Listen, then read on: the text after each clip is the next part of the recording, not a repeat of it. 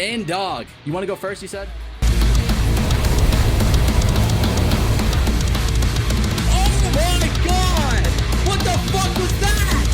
What the fuck was that? Kind of wanted a full HP one. He's talking like he's gonna shit on this guy. But does he have what it takes? Kind of wanted a full HP one, he said. Room? Okay. What's going on? Where's the one shot? Dang, wait. That was not good. Wait, where's the boss? The boss is not in the arena. That is unfortunate. I don't know how we're gonna count that. I make my own luck.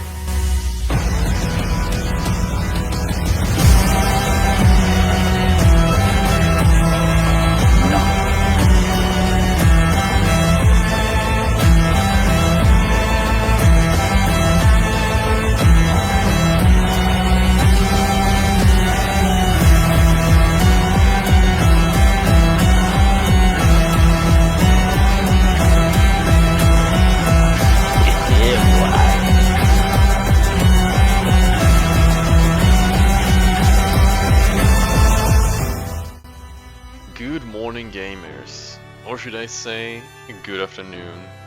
Either way, today I am bringing you the much coveted Infernalist demon form Comet build that took the Shark and the Farmer challenge by storm. Not only that, I have gone back and revisited the bosses from the Farmer challenge, particularly my opps Geonor, who you're gonna be seeing a lot of screen time from, as I decided to kill him 3 times over. Because sometimes it's not about winning, it's about sending a message. Other way, while you're watching me kill Geonor, I am gonna give a little quick shout out to all the global chatters that joined my party and helped me boost Geonor's and the other bosses' health bars, so that I could get a nice juicy clip showcasing the big damage of the big Comet. And I also want to give a shout out to Farmer and thank him for hosting the challenge. If he hadn't done it, I would have probably decided testing this build on jebaited would be enough, and probably just logged off of the league after doing that. So yeah, I do prefer this course of events, so I do have to thank him for that. And yeah. So since Geonor is, I would imagine, most likely dead or right about in the clip you're watching, I think it's about time to get into me explaining the build and how it works. Now that I got bored of stacking demon form for the last 6 minutes and have a big enough Comet tooltip damage number to flex, I think it's time that I get into explaining how this build actually works. So let's start with the tree. So one thing I have is elemental equilibrium. This makes it so that whenever you use an orb of storms, instead of getting a lightning infusion, it can be any infusion, including fire. And if it's a fire infusion, it can infuse Comet, which makes it do a lot more damage. So that is why that is there. I am using desensitization, particularly on Geonor because it also grants reduced critical damage bonus, which makes it more likely to survive. Another thing I'm using only for Geonor is the For Utopia Stone Charm. Technically this is useful for any boss, but Geonor is pretty much the only boss that I found really doesn't have any kind of skill involved. It's really just a tankiness check. So this charm really helped me survive in the one attempt where I did get hit. As for the rest of the tree, pretty standard, using these and these, getting the jewel, grand spectrums, obviously nothing really compares to having 3 of these, so having 3 of these is good. Techro jewel, nothing really special about it. Getting these nodes here and here, more damage. And this is the part where it gets a little bit interesting. I am using a From Nothing with Eldritch Battery, as well as a Time Lost Sapphire with max life and double crit. So essentially, after calculating the fact that I'm getting 1, 2, 3, 4, 5, 6, 7 nodes from this is giving me a total of 140% crit damage and 7% max life.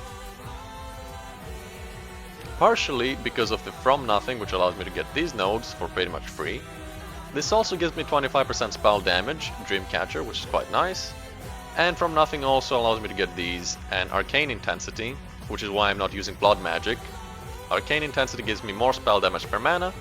I also was using these boots right here with max mana instead of movement speed to get even more mana. I'm also doing the same thing with the gloves. So instead of using Arcane Surge gloves, I was using these gloves with more mana as well as int, so that I could get more total spell damage from Arcane Intensity. I am also using a Megalomaniac with Convalescence and Barbaric Strength. The reason I'm doing that is because Convalescence is within the range of the Sapphire, which is basically just more crit and more life, which is just straight up good. I'm pathing down here, pretty much picking up every single crit node. Since I'm an Infernalist and I have Grinning Immolation, my base crit bonus on Comet is much higher than average, meaning that all the small nodes are essentially 50% better.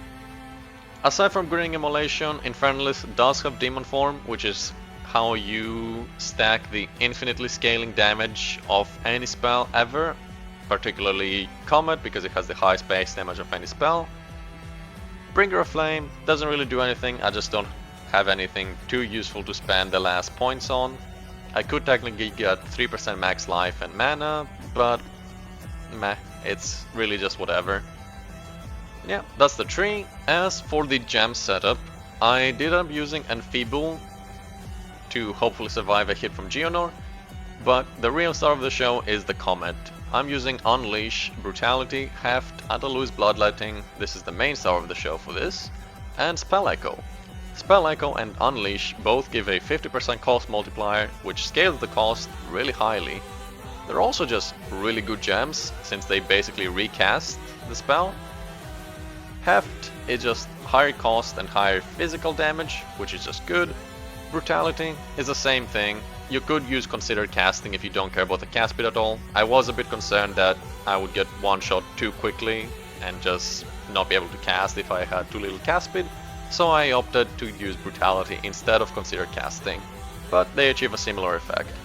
On the Orb of Storms, I did use Rapid Casting, as well as, I mean honestly the gems here don't really matter, just the life tap is the important thing, so you can cast with 0 mana, which is important because my flask consumes my mana whenever I use it.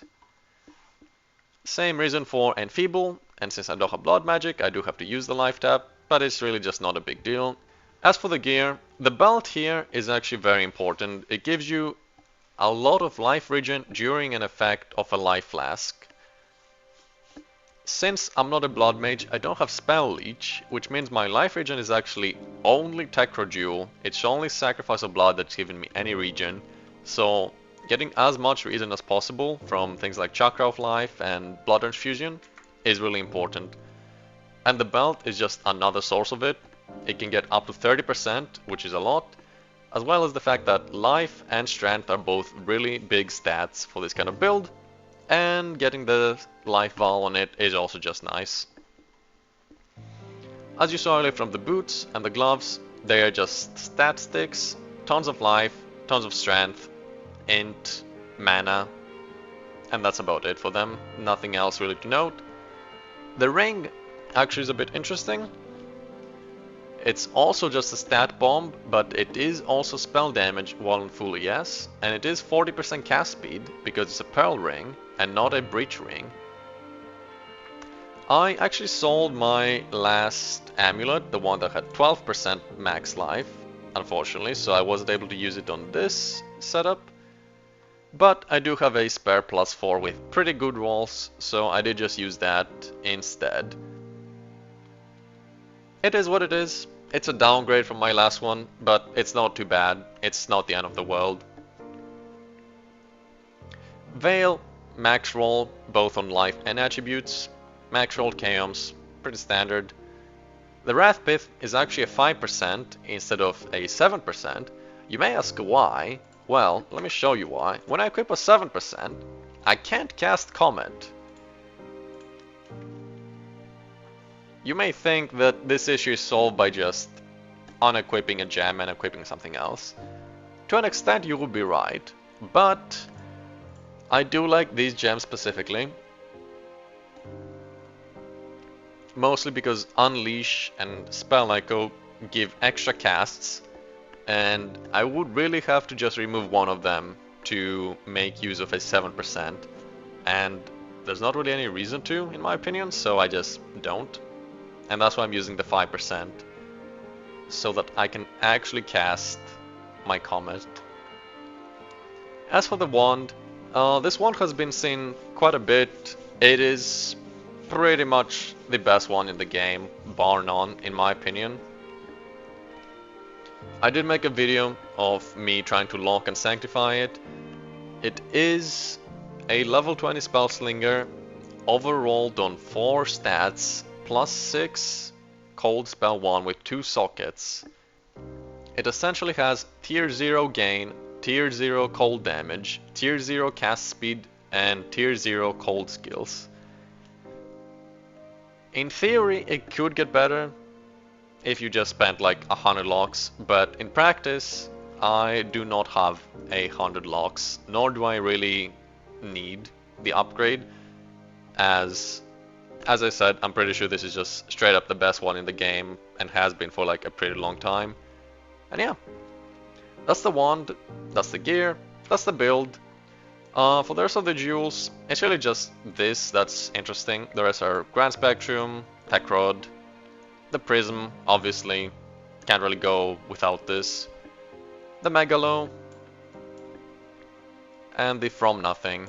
That being said, I don't really think I can min-max this anymore without just insane amounts of investment, like comical amounts of locks being spent into the gear.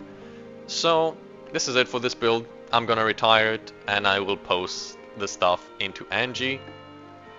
And I may do one more build this league. I do have a setup for my bow Infernalist that I kind of want to showcase. We'll see if I end up posting it. It is a pretty cool build, especially because it uses a really interesting Undying Hate jewel. So stay potentially tuned for that. And in the meantime, yeah, this has been the build and the journey. Thank you everyone for coming along, and have a good one.